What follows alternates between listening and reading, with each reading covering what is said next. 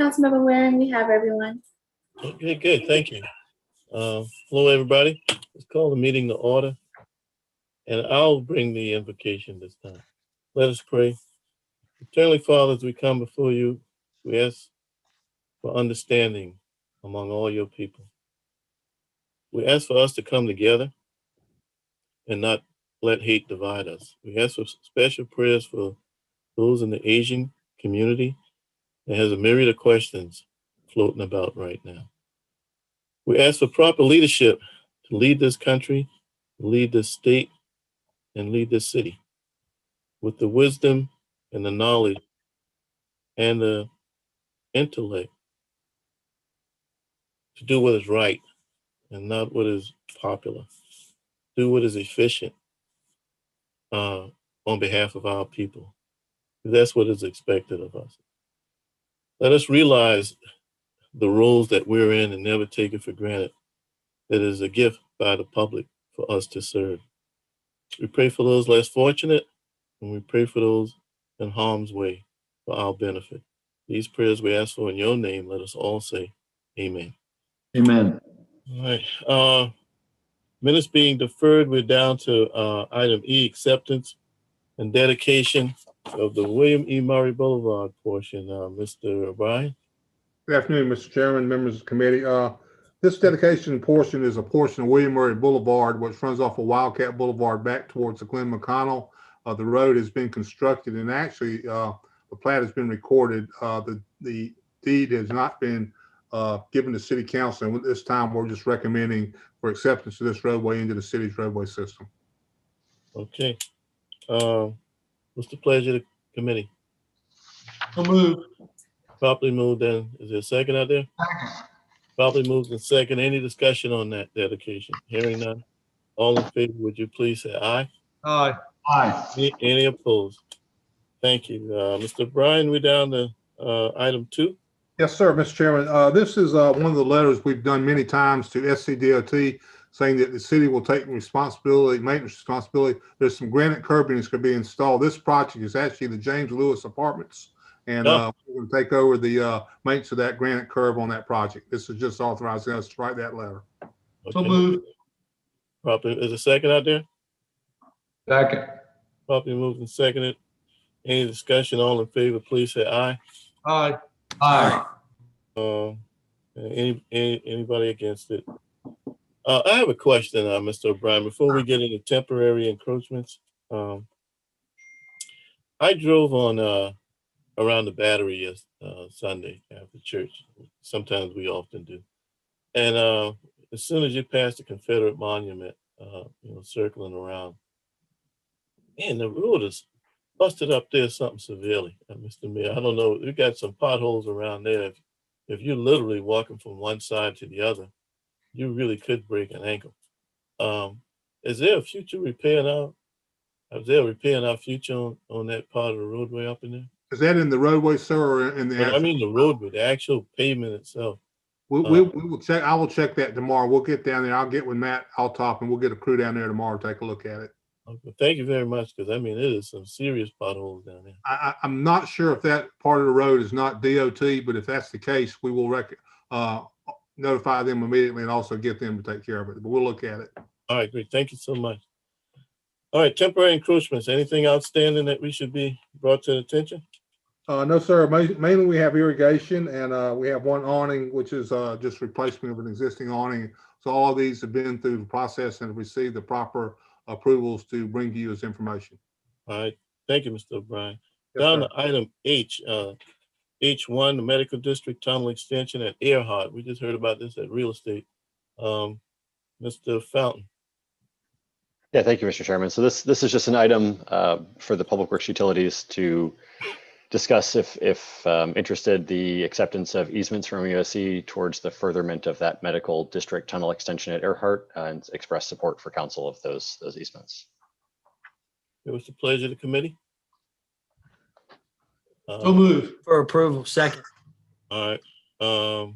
Any discussion on that? Again, good work on that. I think that's one of the most cost-effective extensions in the city's history, tapping that into Spring Fishburne. All in favor of the motion, please say aye. Aye. Aye. Any opposed? Thank you. Item H2, Barberry Woods Drainage Improvements, Mr. Fountain. Yeah, thank you, Mr. Chairman. So this is requesting approval for a fee amendment. It's amendment number 2 is WK Dixon. The amount of the amendment would be just over $29,080. This would basically be adding support services for potential real estate acquisition into the Barberry Woods project.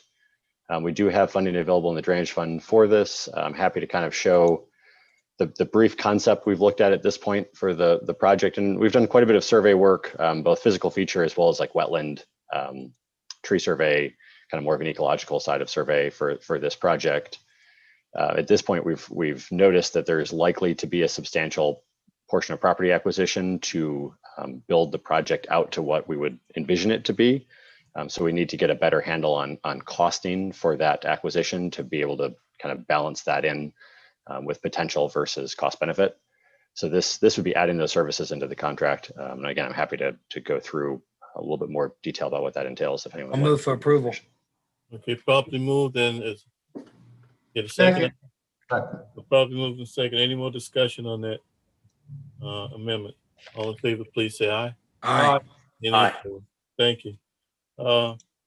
Forest Acres Drainage Improvement. Move for approval. Approval. Second. Thank you all for that one. All in favor, please say aye. Aye. Any opposed? Thank you. Small project allocation, each for Mr. Fountain. Yeah, thank you, Mr. Chairman. So last meeting, the committee had asked us to take a look at options for potentially phasing some of the projects over a 2-year period to see if we could move all of the recommended projects forward, since we weren't too far away from the allocation we had available. So I do have a draft of that available for us to discuss. Great. Can you share your screen? Yeah, I'm going to do that right now. Thank you. Thank you, Councilman. buddy. Yeah, so I did not get a chance to send this out to anyone in advance of the meeting. I finished it up, the last finishing touches this morning. So it's, Okay. but I think we have a pretty good approach, and I think it's worth discussion and to see if there's any questions, and we can certainly send that back out to the council as a whole if that's the committee's interest, or look at options to modify this if they prefer. So just as a very quick overview, basically, I kind of highlighted 3 of the projects I think that make the most sense to shift. And I should back up. Certain projects are really shovel ready at this point, like outfall cleaning and things. There's really no reason to push back into a future year. That would just be delaying the money. I mean, if we want to say we think this isn't as high a priority and we'd like to push it back to a future funding year, that's one thing. But from a cash flow perspective, some of those don't really work. So what I focused on ones are where there's likely to be some design and permitting efforts and coordination efforts with other agencies, which typically pushes back project timeframe. They're also the more complicated projects. So from a project management side at the city level, there's also how many projects can you kind of take on simultaneously and make progress on. So the 3 that I looked at are the first one is the Harberson ditch stabilization. So this one, again, we're looking at basically as a relatively large outfall canal through the area. We want to stabilize a bank that's had some erosion. The bank's relatively stable except in hurricane scale events. Unfortunately, we've had an unfortunate number of hurricane scale events over the last few years. So I think it's worth taking a look at this, a little more engineering, coming up with some rough plans and getting almost like a design build set up with a contractor. That'll take some time to put together. We'll have to probably look to see if there's any critical area impacts or anything else in that area. So that's a good one to push back a little bit. It's relatively stable, barring hurricane event. If we do get a catastrophic hurricane, it's probably eligible from a more of like a FEMA restoration award if we get a really large scale event. The Savannah Highway sidewalk drainage improvement. This has kind of been a long running project. DOT, the city both kind of did some short term work over the last couple of years with quite a bit of advocacy from the neighborhood there. Again, it's a relatively expensive project, trying to find ways to avoid some of the major ponding water issues along that sidewalk corridor, but it's going to take a lot of work in coordination with DOT since it's a major DOT road, and there likely be traffic impacts during construction. So I think anytime we're involving DOT on a major highway, it's going to take some time for them to feel comfortable with whatever's being recommended. Plus, there's a significant number of Grand Oaks, obviously, along that area that we don't want to impact. So I think that's one where it would benefit from the engineering time before we're likely to move into a construction phase on any of that project work. So that's one that could do the same approach. And again, it's we hate to use the word nuisance flooding, but generally it is sort of the shallower water that really creates a pedestrian impact, but it's not generally flooding people's homes or causing anything catastrophic at this point. It is a very high day-to-day impact because of that pedestrian disruption. So I don't want to minimize that, but just wanted to give some context. And then the last one is the Sandhurst conveyance improvement and outfall maintenance. This one does have some pretty negative impacts to the neighborhood. So this is not maybe as low in impact. I think it's more a larger scale, more complex project that we need to do some improvements to the outfall. We need to basically go and video camera some of the existing pipes, look at condition work. We need to figure out within the drainage easements that we have, what trees can be removed and potentially storage added in. I think this is likely to be similar to what we saw in the Dowden area improvements, where some engineering work may actually prevent some unnecessary construction costs instead of just going straight to construction work and potentially overbuilding. Again, that's likely to have a combination of impacts with private property owners, with city drainage easements, and potentially DOT moving across some of the roadways. So that one is likely to, again, have a multi-month design and permitting phase, and then another few months of coordination. So that would also make sense that we likely wouldn't be spending the majority of that money until next year, even if we started immediately. So those were the initial thoughts I had, and I'm happy to discuss any of the other ones that I haven't highlighted, just so I don't go through all of them and take this meeting too long. So, Councilman Griffin. Thank you, Mr. Chairman. Mr. Fountain, I just want to, number one, I want to say thank you for taking your time over the last couple of weeks to listen to what I thought we had such an amazing discussion a couple of weeks ago. Honestly, probably one of the best discussions that we've had in quite some time, especially when we know we've got all of these projects that are sitting in front of us and we're going to do a lot of good to our constituents. These aren't the biggest projects.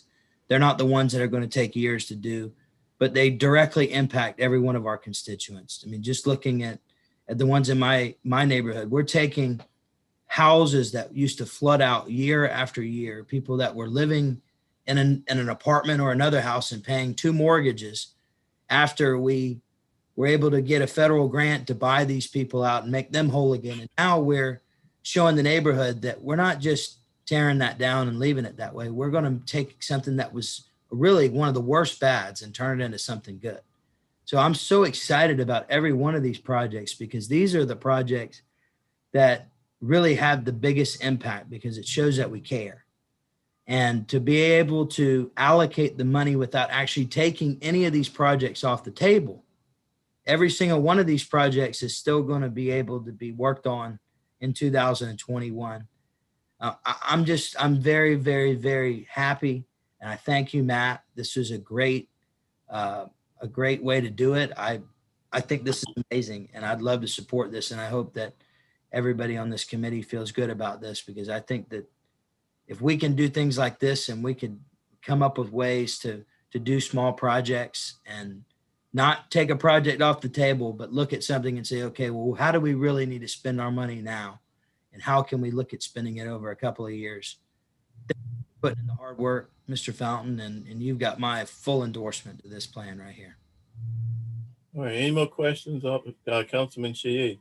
Yeah, thank you, Mr. Chairman. Matt, just go back. I think you made a very important point with some of these projects, particularly the 3 that you highlighted, in that if we just spend a portion of what's needed in 2021, I just want to make sure I heard you correctly on this. This may have it's going to do one of 2 things. It's going to certainly start the project in rolling down all from conceptual design into something happening more permanent. But I think maybe I misunderstood you, but maybe also it's going to provide maybe some relief to these properties by doing some of this preliminary work. Is that my understanding? So there's some potential for that in the Sandhurst project. The other 2 are not likely to see that as much. The other 2 are more the engineering side on the upfront. The Sandhurst project, some of the investigation work and the pipe network generally involves cleaning. Mm-hmm. So that project, there's some potential to see the cleaning provide a short-term benefit in addition to the investigatory. That's similar to what we've seen on the east side, where we've had to clean 10,000 feet of pipe in order to be able to do the survey work, in order to get the modeling that we needed to build the evaluation for improvements. So you might see some of that. The Harberson and the Savannah Highway, those are more timing related. That the cash flow expenditures on that project are not extremely likely to occur until 2022 anyway. So it's more that there shouldn't be much, there might be some, but not much reduction in speed from delaying that spending, because that's when we'd be kind of hitting our stride into kind of large scale construction work anyway, versus trying to put all the money into the budget this year and saying, well, we'll reserve it this year, but we won't be able to spend it until we're ready to go to construction potentially next year anyway. Yeah, so spending about, I did a quick math calculation, spending about 15% of the overall expected costs may give people immediate relief. Not total relief, but some immediate relief. I mean, that's. And again, on the Sandhurst one, yes. On the other two, there will not be a short-term relief because the other two are more of a clear engineering scale. But the Sandhurst one likely will provide some immediate relief. It won't be to the full level of service that the total project might do, but it will provide a mitigation of flooding, certainly. And that's the beauty of putting this together this way, because you are impacting in this fiscal year these projects. Thank you for doing that and spending the time to work with us on all of this. So I certainly support it, and Mr. Chairman, and ready to vote. Thank you, Councilman. I'd like the records to reflect that we have two additional members of council listening in, Council Lady Del Chapo and Council Lady Jackson. So just in case you all have any input on this list, I'd like to, that was the purpose we kind of threw this open for others to see if, any input on this at all. Council Lady Jackson. Thank you, Mr. Chairman. I appreciate that gracious recognition. And I have three of the projects on the list that are in District 12 on James Island. Well, that may be too many for you. No, sir. They've been a long time in the coming. I know. Two of them, it's titled Willow Walk number 7. It's titled Willow Walk Rear Yard Swale. But everyone knows that is the Shoreham Road area that has been, plagued with increasing flooding. And then further down the list is actually one of our buyout properties, in the same way that Councilmember Griffin was just celebrating. That's now a vacant lot that the city is now reseeded, but the plan is to make it into a naturalized flood control area, so that it'll really be a demonstration project too for how to, use natural plantings in order to capture rainwater runoff. So I'm very excited about both of those in the Willow Walk Oak Crest area. And I agree with Mr. Fountain's reasoning on Harberson ditch. It's hard to put a price on property that is literally crumbling in your backyard border, sort of, foot by foot. But I do feel like those homeowners have been cooperative enough. And if we get started on designing the stabilization for all of the work that's going to have to be done for that shoulder, then I think they'll be very, happy to see us putting our money where our mouth is. So I appreciate those 3 projects. Thank you. Thank you, Councilman. Del Chapo, you have any input? I just had that one spot on Daniel Island, Matt, that I had emailed you about far in Grand Council. But I don't think I'd have to check to see. I don't think there's a drain. Yeah, that may be, and the Concord Street at Waterfront Park handicap drainage is technically in Council District 1 as well. That's right in front of Waterfront Park. That section we can. This is head north in the old D1 up to the DI. Yes, it spreads somewhat as a district. Yeah, so that was the only other one that I had in addition to Concord Street, was that corner on Daniel Island. So, Mr. Fountain, you have any comment on that? Yeah, I believe, and I have to check. I know we've had staff go out and look at that one, Councilwoman. I think that's in a relatively newer section of development work that's been occurring. So that one we're looking at more as a combination of like warranty item and current development, so that that one may eventually turn into a small project if we can't find a resolution that route. But we're hoping that it will be resolved more through working with a combination of the developer who's still building there, and then hopefully just reconnecting some existing drainage or modifying some drainage as it's going in. Okay, thank you. Yep. Yeah. Sorry, it took me a second to remember that one, but yes, that's Okay. we have had an engineer out looking at that one, and we have been in Okay. contact with the builder out there a little bit. Okay. Mr. Fountain, if you could, maybe just have that listed on the, maybe the next agenda for an update, just with an asterisk to it, to update on that one. Yes. Yeah, we could certainly do that. Okay, Councilman. thank you, thank you. Any other Mr. input Chairman- on this list? Mr. Chairman, do we need to take a vote on this? We will, but let me recognize the mayor, and then I'll come back to Councilman Shea. Well, thank you. And I saw Councilmember Shade's hand up also. But anyway, I just want to reiterate what Councilmember Griffin was saying. And this is a very thoughtful approach. And I wanted to remind everyone that we had removed also the higher ticket items off of this over to the drainage fund.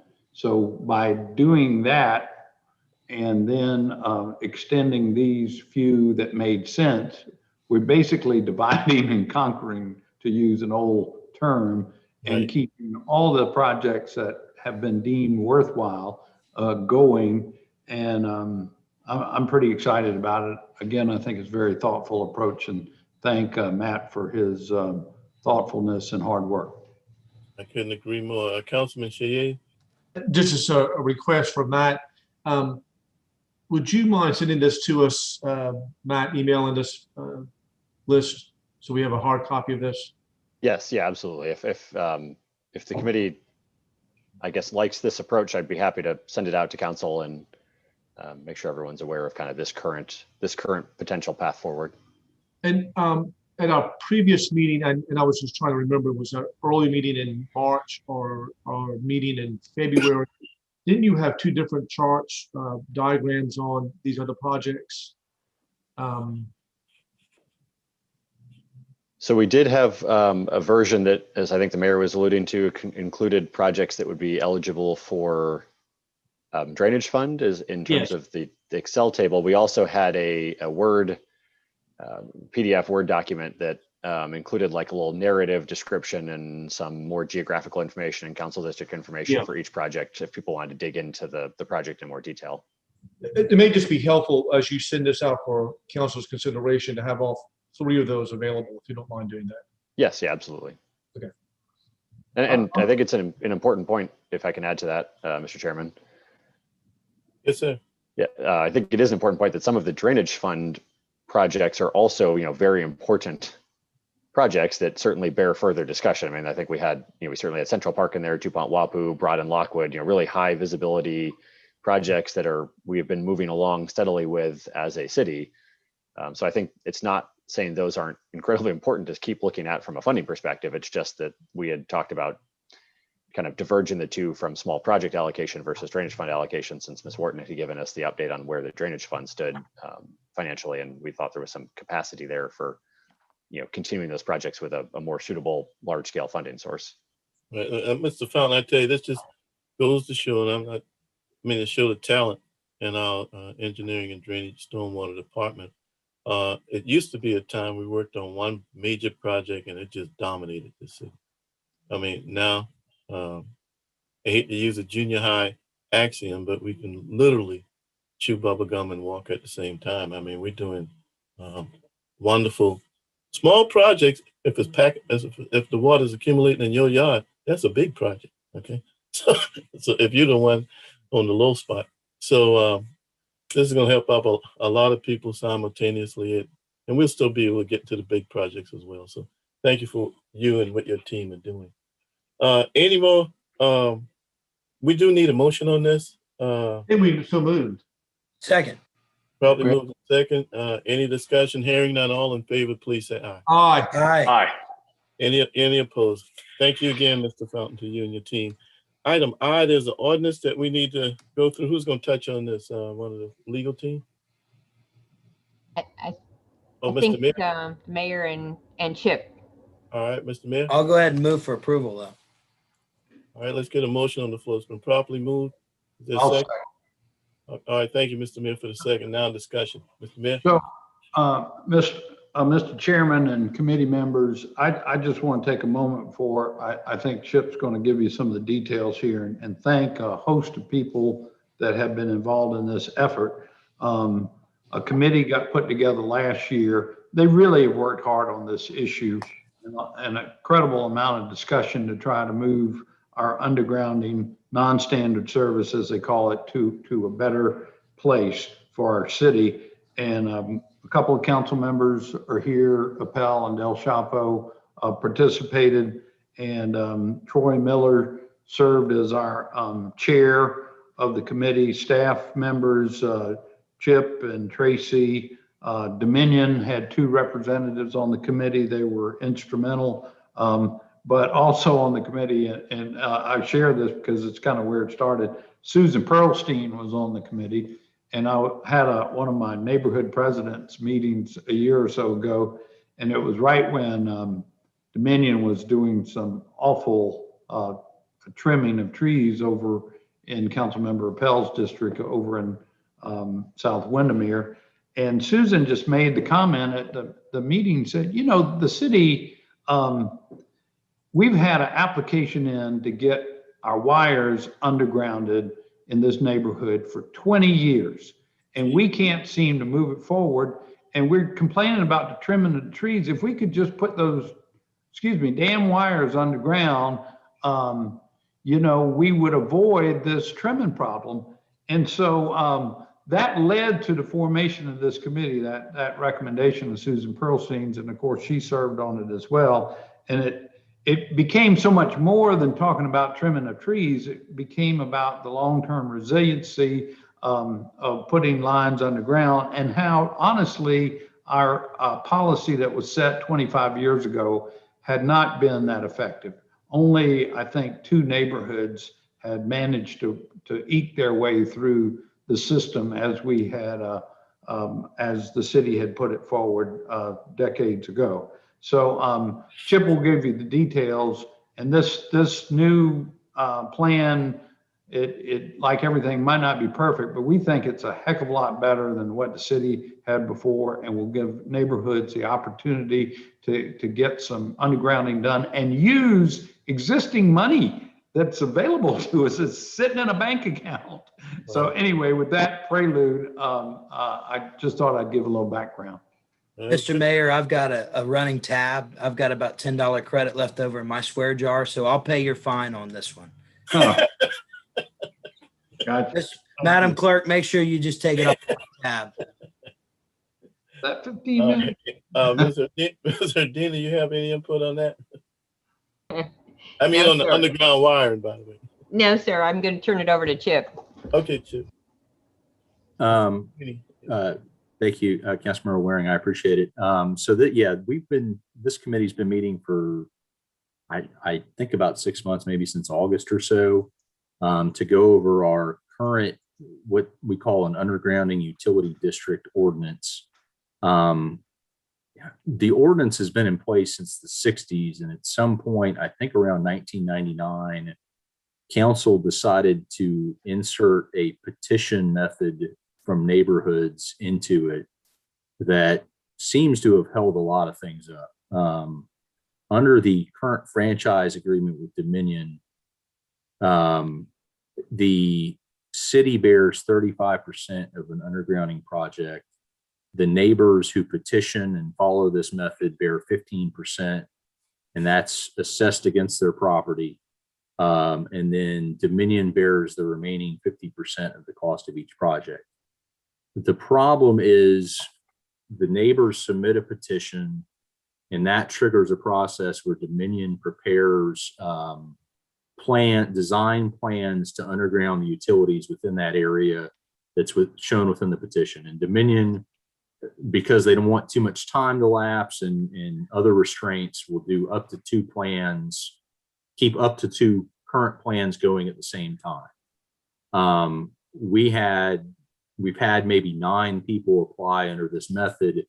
In order to get to the construction point, you have to take the design that Dominion made, collect all the easements, and agree to pay the assessments, and then submit a second petition signed by 2/3 majority of the owners, owning 2/3 of the assessed value of the property within the district, triggering going to city council to adopt an ordinance to begin the construction. And that's when the 35, 15, 50 split would sort of start.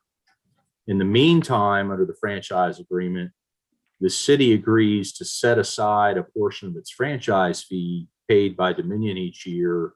And it's sort of a complicated formula, but it winds up being about $530,000 a year over recent years. And I think it's the last I checked, I think the balance was about $7 million.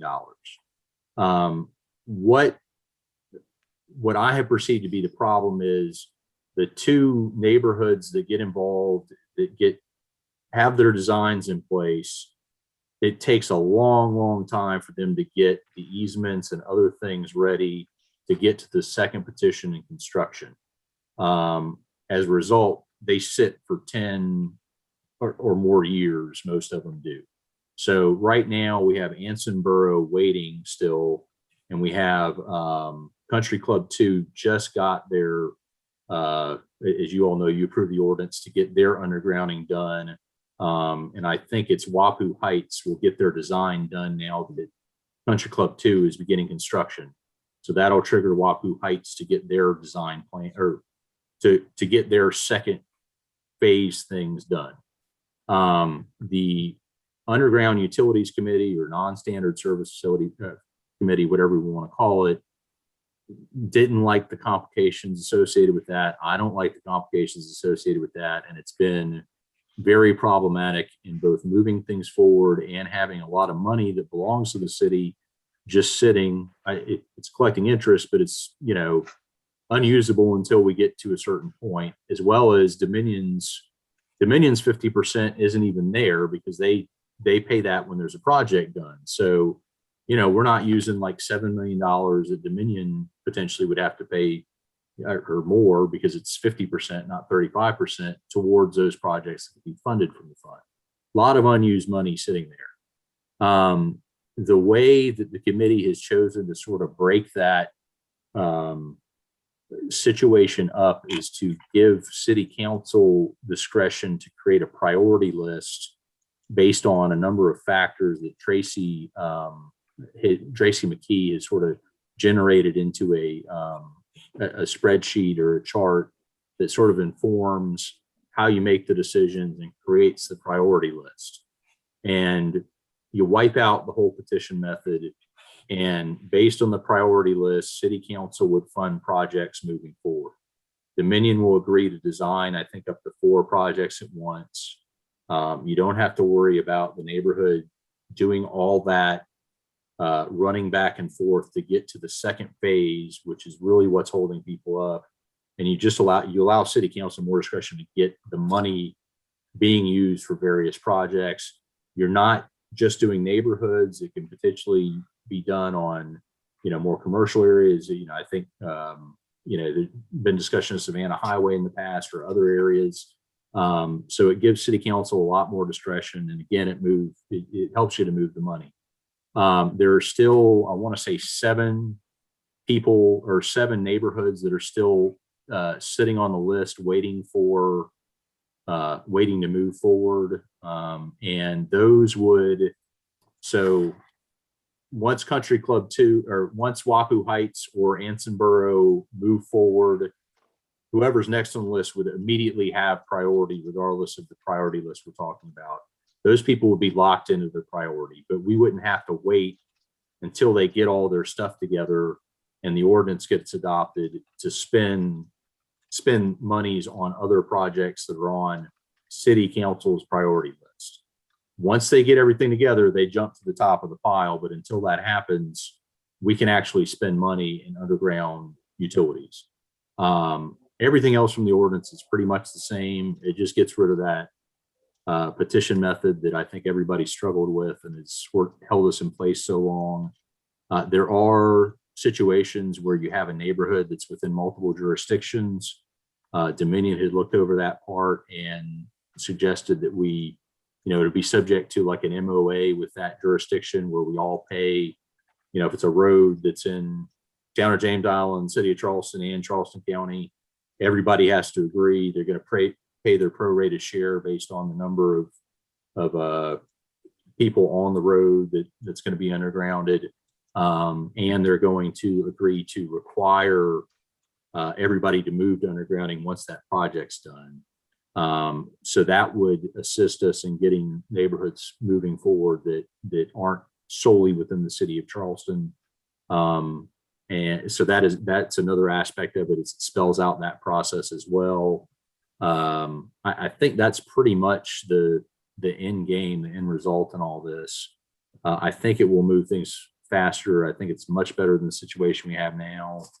And I think even the projects that are waiting right now will have the ability to get done faster. I think it'll help move those forward more quickly as well. So that's the current plan. The split, the big difference in cost on our part is it's a 50-50 split for if the neighborhoods that are on the list have the option of withdrawing and getting on to the normal priority list, in which case, like everything else that's on the city council priority list, it's a 50-50 split. Dominion pays 50%, city pays 50%. Dominion was fine with changing that, so you don't have the 15% being paid from the neighborhood. If you want to keep your priority on that old list, and nobody can be added to that old list, but the people that want to keep priority, you don't withdraw, but you still have to pay your 15% as a neighborhood. And I think a lot of that was concern over what people have been promised over the last 20 years and pulling the rug out from under them now, which is why we sort of left that in there, and some legal, as well as legal concern. So if there's any questions, I'm happy to answer them. I know that was a lot, but Councilman Shea. Yep. This is wonderful because I think y'all said it earlier, the existing format's unworkable for a lot of reasons. I hope that this is going to address those problem areas that we've had with these areas that wanted to include themselves into the underground lines. For clarification, Chip, if you've got an area that's not in a neighborhood as identified as a neighborhood, and I'm thinking what you said earlier along the lines of Savannah Highway, and I'm thinking about Old Town Road, for instance. So does this district definition, would that cover those types of areas? So if we're talking about a strip of land of a highway, would that fall into this district definition? it would. If city council wanted to designate it as a district, and there may be situations where another entity controls the road, in which case we'd also need to get permission from that entity. So if it's a state maintained road, there might, we would need to get state DOT's authority to do that. But yes, I mean, it would apply. It would be up to you all to identify. Well, it'd be up to you all based on the criteria that we've set up to identify which projects get priority. So it might be commercial areas. And I don't know if Tracy's on. She's probably the person to go into detail about how she did the rankings. And before we go to Tracy, just another follow-up question. So a lot of our, particularly West Ashley neighborhoods have donut holes in there. Y'all are nodding in your head. I think you anticipate my next question then. So literally, you may have a person at 123 Maple Street in the city and 125 Maple Street not in the city. How is this going to address that area as well? Yes, sir. You could, so city council could prioritize it, but they would have to enter into an agreement with the county in those donut areas, or if there's another, like town of James Island in some situations would maintain the roads, but typically it would be Charleston County. I don't know if there's donut hole or situations like that in Berkeley County, but in most cases, it's going to be Charleston County you're talking to. So you would enter into an MOA with them. They would pay. We're not going to be using city money to underground utilities that are on the front of lots that where the roads are that portion of the road is maintained by the county will agree to do that as part of that MOA. So in each of those cases, we would go get an MOA with the county, and they would agree to bear that portion. And also, because we can't order the utilities to underground outside of city boundaries, they would also have to agree to order everybody to take advantage of the underground within the portion that fronts their property. So we would have to get a MOU with the county, or when it deals with state roads, the other governing entity to address it. Okay, I just want to make sure that was clear. And that's probably going to be a lot better than what we have right now. Just this part of it, and nothing else that we do to clarify those kind of issues along the way. Because I think that was some of the complaints I had heard before. In getting everybody on the same page to sign up for this, this makes it a whole lot clearer and cleaner to get that accomplished. Thanks for clarifying that. And I didn't mean to cut you off, Tracy, but I think that Matt was on a roll. Yeah, that both are nodding your head at the same time, anticipating my question. So thank you, Mr. Chairman. Before I recognize Tracy, Mr. Mayor, you had your hand up. Yeah, so kind of related to that, I wanted to share with the committee a couple of examples with this new ordinance that we would have been able to qualify some of our own projects as having public purpose and kind of put them in the mix as well, and basically pay 50-50 rather than 100%. So when we did Savannah Highway in front of the new fire station and the firefighters memorial park, when we just are now doing the undergrounding in front of the International African American Museum, and we recently did just a small section by Stony Field to kind of make that look nicer and be part of that renovation. All three of those projects under this ordinance could have qualified, and we could have gotten Dominion to pay for half of the cost. Yep. Pretty cool. Very good. Tracy, do you have any input, Ms. McGee? Yeah, if there's interest for me to run through kind of the prioritization matrix, I'd be happy to do so. If you can give us the Cliff Note version. I will try to give you the Cliff Note version. All right. So, when this committee first came together, there were lots of reasons that the committee members felt like that should be considered for one of these projects to be able to move forward. So, we went through the process of identifying kind of the highest priorities to the members of the committee. And so we developed, I think it's 6 points that we pulled out.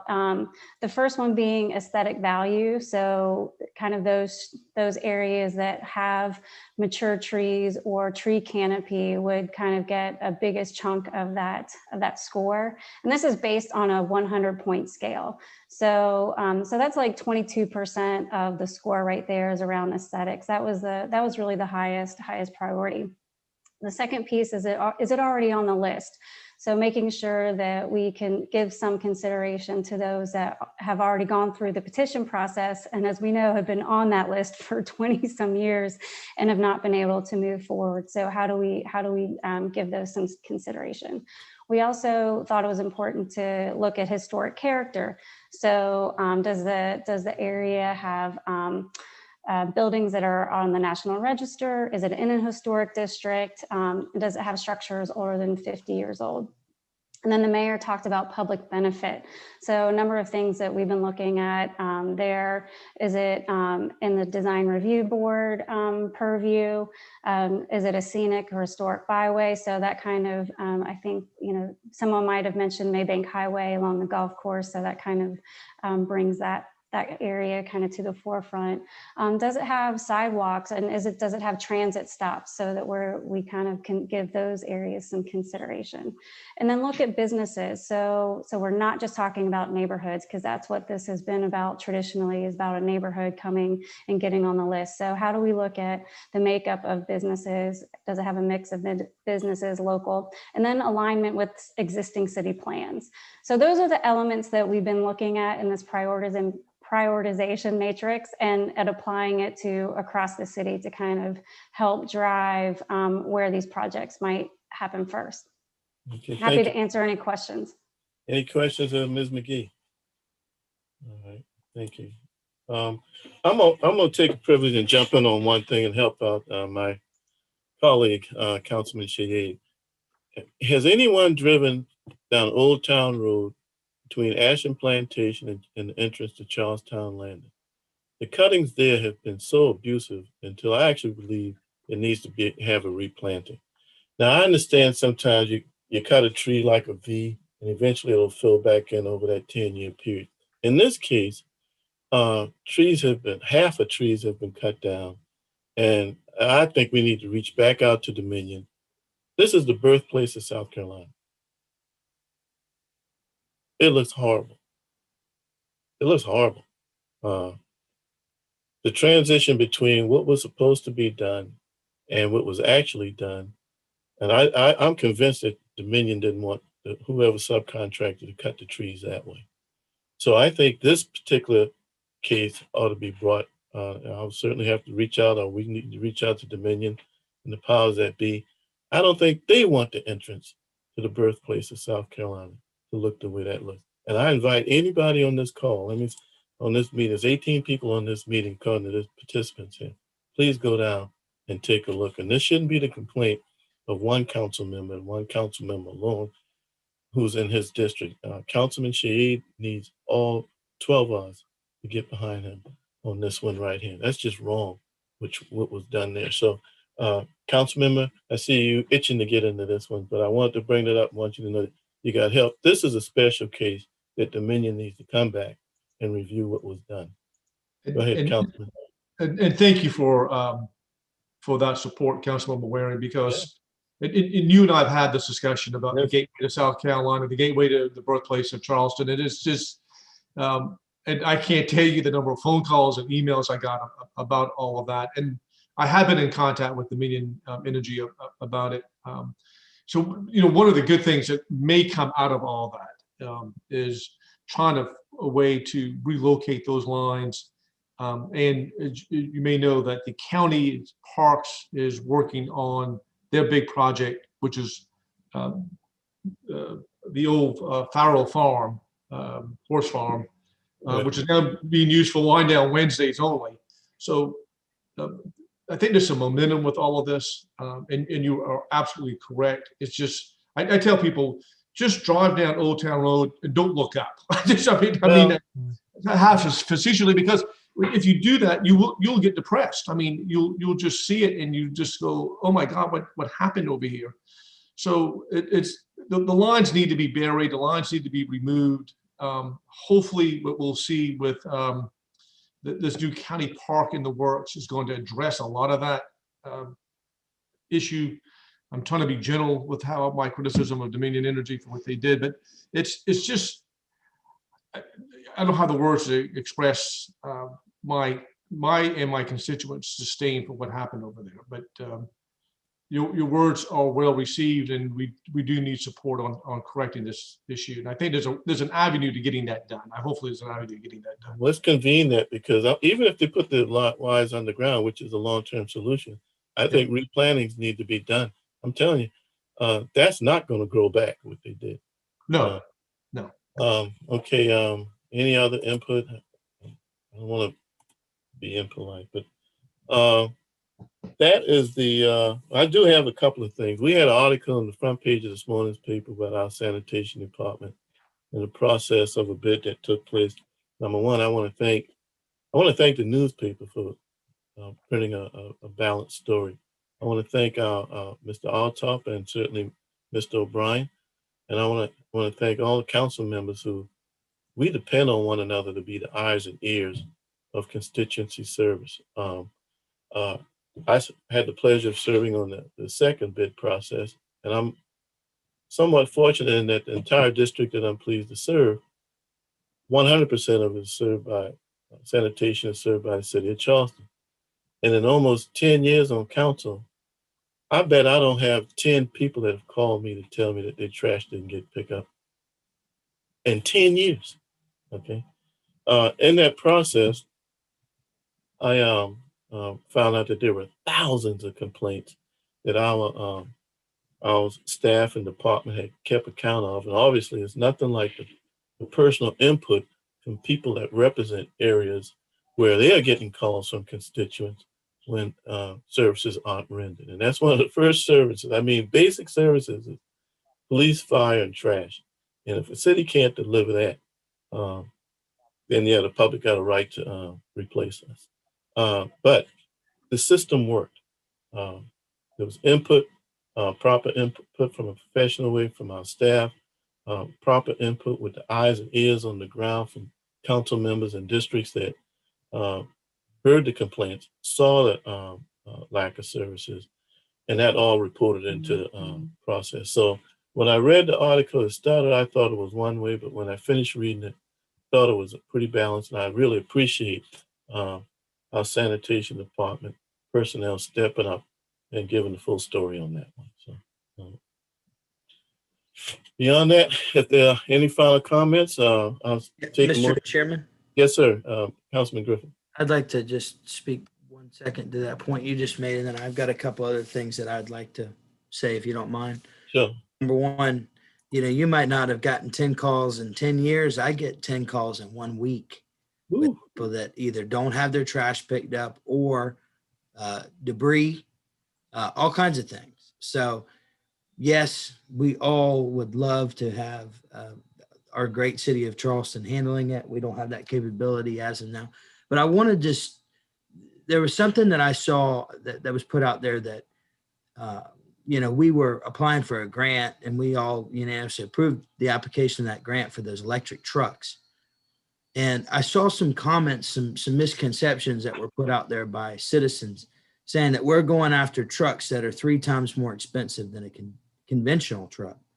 And I think people need to understand that over the life of that electric truck, we're actually going to save our constituents money because we're going to save money in fuel and we're going to be able to better protect the environment. Those are the future of trash equipment vehicles. And I was wondering maybe if Mr. O'Brien can touch on that just a little bit more. And then, Mr. Chairman, I'd like to get something put on the agenda for the next meeting if you'll indulge me. Sure, Mr. O'Brien, then I'll come back to you, Councilman. Yes, sir. Thank you, Mr. Griffin. Thank you, Mr. Chairman. You're absolutely correct, and we'll be glad to make a presentation. The maintenance costs are incredibly, they say 80% savings on maintenance because there's no hydraulics involved in these vehicles. And that is the number one major problem we have with our current vehicles is hydraulic leaks, and they're expensive. They're nasty. They spill hydraulic fuel on our leaks, but the batteries, I mean, they're quiet. These trucks, the electric trucks, they're so quiet that they have to have it's almost a small speaker on the front, which insinuates the noise of the truck so people know they're coming. But I'll be glad. Matt and I'll put together a short presentation if you wish for our next meeting to kind of show you what we're looking at as far as those vehicles. That goes over the cost savings. And you're exactly that. The article in the paper was good in a lot of ways on the trucks. There was some misinformation on there. We'd be glad to clear that up for everybody. We need to make sure that our constituents understand why we're looking to be more contemporary in the sort of equipment that we're going after. And they need to understand that we're obviously going after a grant application because these trucks are more expensive. However, they're the trucks of the future, and they'll help better prepare us to hopefully take over more routes so that we can serve all of our constituents down. We're working very hard with Katie McCain and our resiliency office to do a lot of good things along those ways. And quite honestly, we've got our fingers crossed. We want to be the first municipality in the state to have electric environmental service vehicles and be a leader like we are in a lot of other things. So we'll get that for you for the next meeting. Okay. Perfect. And I'll, Mr. Chairman, 2 more. Yes, go ahead. Number one is I'd like to get an item put on the agenda, and I sent Mr. Fountain an email. We had discussed a property in my district a few months ago. We had some discussion on it. Matt and I both went out to the property. I'd like to get that put back on there so that I can give that homeowner an opportunity to come to the meeting and explain his situation, because we talked about it before. This is a property that, there's an easement back behind the property. And, we had talked about this before, this pop up some other ways. I want us to circle back with that because we talked about it a little bit last year. We had a discussion about it at Public Works. And then, it kind of went away for a little bit, but I want us to follow back up on that and see if we got sort of anywhere on, we talked about how, it doesn't make sense for us to spend a lot of money on a project that might only help one property. But we also talked about the fact that we may have some easements in these neighborhoods that the city has no intention of maintaining ourselves.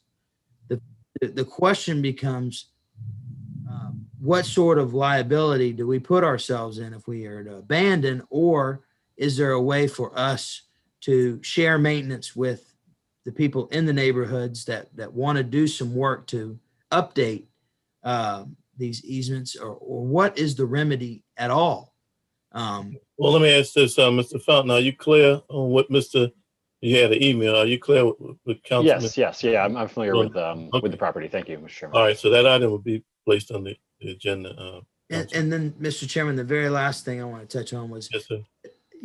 I had an opportunity last week to spend some time with our stormwater ditch and drainage team.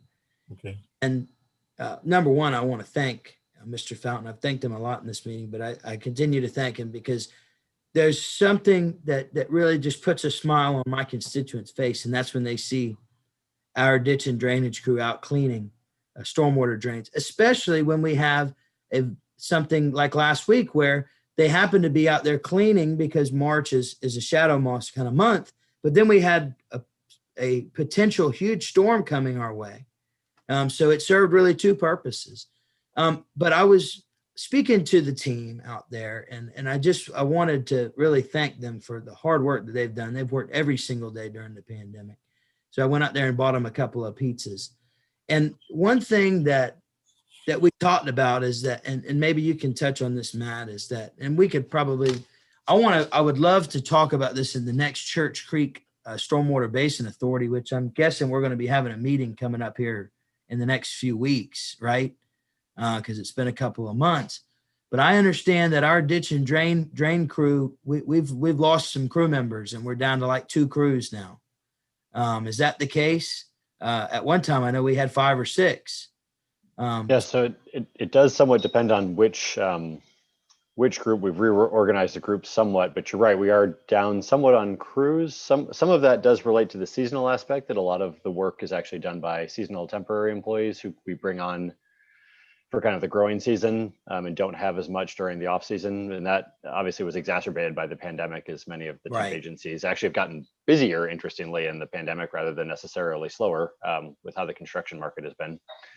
So, but you're right, Councilman, it's always a balance, and we can certainly update you on it. We've been working with HR on some approaches to try to bring in some different skill sets with the construction crews, especially. So happy to talk to you about it in more detail. And my point to bringing that up is, number one, obviously that's something that it's something that just these guys that we have are so valuable. They're doing something that, we're talking about, we have a very limited amount of people that are even trained in our city to do this task. And long-term, how do we incentivize and make this a more desirable place to work? And how do we get more and more people to want to come be a part of our team? I can tell you this, and this is something I think everybody would be very happy about. Every single person on that crew wants to do more. They all want to operate heavy machinery. They all want to move up. They all have a very, very happy outlook on their job. And that's something to be proud of, that we have employees that, want to do more and want to be more. The fact of the matter is we just have to figure out how we can maximize that and give them those opportunities and make this city, a place where everybody wants to come be a part of this team. Because the fact of the matter is, they can go to a construction company and probably make a couple dollars more an hour. But there's a lot of value to being part of this team that we have here too. And I think that we have to continue to spotlight every single one of our employees because, they busted their behinds during this pandemic. But I was worried, a little worried when I heard we were down to just a couple of teams. And I understand that we can go into a lot more detail on that. But I know that we're trying to make the most out of the very limited amount of resources that we have. But my whole point of this matter is to tell you, whatever you need from us as a council, please don't hesitate to ask, because we will find the money. That is one of the most valuable teams that we have. And whatever we can do to make that better or work more, please don't hesitate to ever bring that to council, because I have a hard time believing anybody's going to say no to that. All right, Mr. Mayor. Thank you, Councilman Griffin. Thank you, Mr. Chairman. And I may have easily missed it. Did we call the question on the non-standard We service? did not, and We I did don't not. actually know if we had a motion. Well, I'll let's move to approve. move to approve this second. Probably Thank move to second. Any discussion? Hearing none. All in favor, please say aye. Aye. Aye. Any opposed? Thank you. Thank you, Mr. Mayor, and Brittany on that one. All that's good information. Beyond that, I think that's the extent of this meeting. So I'll entertain a motion for adjournment. So moved. So move. Second. By acclamation, we stand adjourned. We were having so much fun. I know, man. The compliments going on. Y'all gonna have some more fun without me. Mr. Mayor, you've got one more swear that you're allowed to do at some point. I got 5